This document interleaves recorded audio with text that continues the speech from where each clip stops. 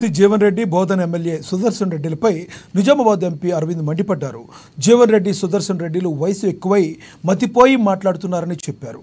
జీవన్ రెడ్డి తనపై అసత్య ప్రచారాలు చేస్తున్నారని చెప్పుకొచ్చారు. ఆయన అసలు జీవన్ రెడ్డి కరీంనగర్ను వదిలి నిజామాబాద్ పార్లమెంట్లో ఎందుకు పోటీ చేశారో తెలుసన్నారు.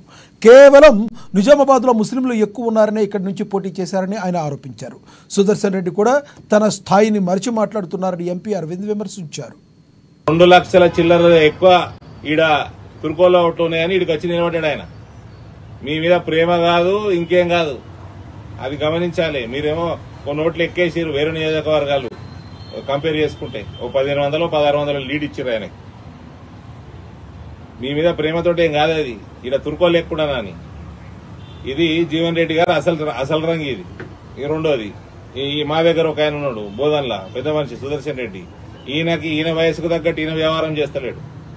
ఈయన ఏం చేస్తున్నాడు, కేంద్ర ప్రభుత్వం నిధులు రాష్ట్ర ప్రభుత్వం నిధులతోటి స్కూళ్లు చిన్నపిల్లలు చదువుకుంటున్న గవర్నమెంట్ స్కూళ్లల్లా ఆధునీకరణ చేయమని నిధులు ఇస్తే బాల్కొండ, ఆర్మూరు, రూరల్, అర్బన్లా అమ్మాయిల బాత్రూంలలో టైల్స్ వేస్తున్నారు.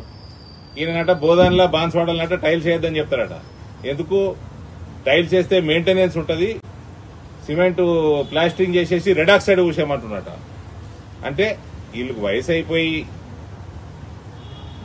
ఇట్లా వ్యవహారం చేస్తున్నారా?